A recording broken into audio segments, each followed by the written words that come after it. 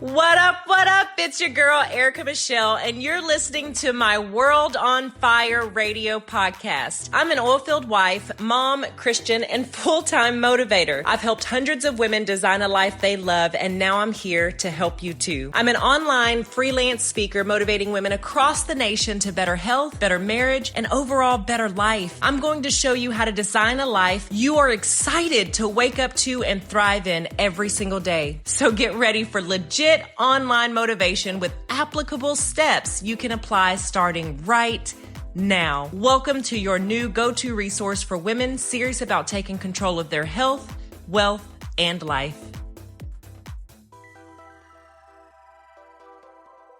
Happy Fired Up Monday, World on Fire. What are you doing this week to set your world on fire? Let me ask, are you working on your goals? Planning to start a business? Going back to school, maybe? Working to improve your marriage? Or even just trying to survive mom life right now? If you answered yes to any of these questions, let me be the first to say, you don't have time for other people's problems. Now, let me preface this before you go up in arms like, oh my God, what does she mean? Let me preface this with, I'm not suggesting to not be there for your friends and loved ones. I'm suggesting, however, you do not allow yourselves to get wrapped up and emotionally invested in others' struggles and let that become a distraction from the very thing you're working on in yourself. There's a difference in being there for a loved one and getting involved in their issues. Trying to be a fixer and problem solver, taking more action to help someone else while lacking in taking action in your own lives. Let me tell you, when you set out on a mission to work on something in your own world, life is going to come at you sideways, front, back, and straight up the middle. And it's our job to recognize those distractions. See, I've spent time, and I mean countless hours invested in solving someone else's troubles for them. Listen, no matter what you suggest, what you try to help them with, unless that person wants a change in their life, no matter your efforts, the change won't happen. We can't change people. We can't change their circumstances.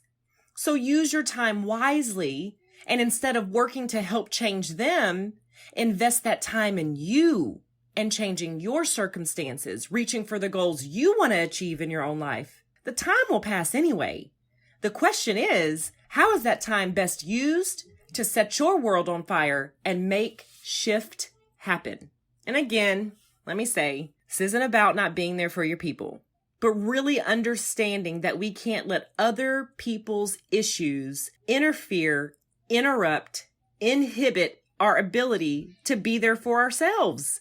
Sometimes you just need to cancel your subscription to other people's issues. Because bottom line is, some people have issues that are bigger than you. You can't fix that no matter how much you love them or want to. It's not our jobs to fix other people or their problems. Want to know a big way to encourage change in others? This might take some people by surprise. Make a change within yourself first. This includes your children. We can't change our children. We can encourage change in their hearts, and then that allows God to move upon them to make that change. You might lose some friends along the way. People may say things like, oh, you've changed, as if it's a bad thing. Don't let that upset you. Simply reply with, thank you so much for noticing. I've been really working hard on myself, and I appreciate you taking notice. Here's what I want you to ask yourself. How much can you really help someone else when you yourself are struggling? Y'all, can I get real for a second? Well, let's be honest, I'm real all the time, but do I have your permission to get real quick? Some people in life are always going to have problems. They've got a problem for every solution you offer. That's not a situation that can be fixed, solved, or helped. That's a mindset issue they need to grow from. It's okay to take a break from people. Let me say it again. It's okay to take a break from people. It's okay to protect your peace and your sanity. We still love them, but we don't allow them to take up residence in our mind. Don't let nobody own your blood pressure. People stay so stressed out and wrapped up in their feelings and then turn around and get you all wrapped up and frustrated and overwhelmed. Meanwhile, your dreams and goals are put on hold, yet again, for something we aren't even responsible for fixing. We can't take on God's job. Pray for people, love people, assist if you can in offering aid, but be mindful of allowing yourself to get so wrapped up in it that you stop working on you. And in addition, give yourself permission to not feel guilty about protecting that space, protecting your mind and heart so you can appropriately invest your creative ideas into areas where change can occur. All right, let's break this down and give some practical examples and application to this. Let's say you've been trying to work on writing a book and you sit down and begin working on this book. And in the middle of that, you get a phone call. Somebody needs something. Somebody's having some issues. Somebody's going through a trial or tribulation in some sort of way, and they need to just vent and talk to you and let it all out. Why answer the phone right then and there? If it's not a life or death circumstance, if someone's not injured or something along those lines, why interrupt your progress on your own goals that you're trying to work on for somebody to vent? Time blocking is a really powerful thing.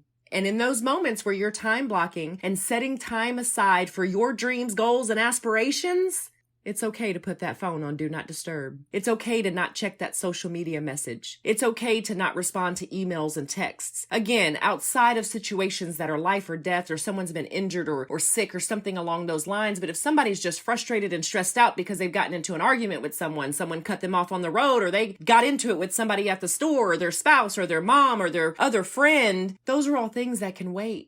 Your dreams, your goals, your aspirations, your things that you are working on in your life deserve that uninterrupted attention from you. And it's okay to put a pause on everything else. We've got to stop feeling guilty when we're taking time to make things happen for ourselves and not being there for other people in those times. I'm not saying don't be there for your friends or your family or your loved ones or people in need. I'm not saying that at all. But what I am saying is it's okay to set aside time for you and keep that commitment to yourself and invest as much energy in what it is you want to achieve in your life as you do in trying to fix other people's problems. It's okay to invest that much time in yourself. It's not cocky, it's not conceited, it's not selfish, it's not any of those negative words that society may have us believe right now. It is you're taking time to pour focused effort into something you still have time to work on.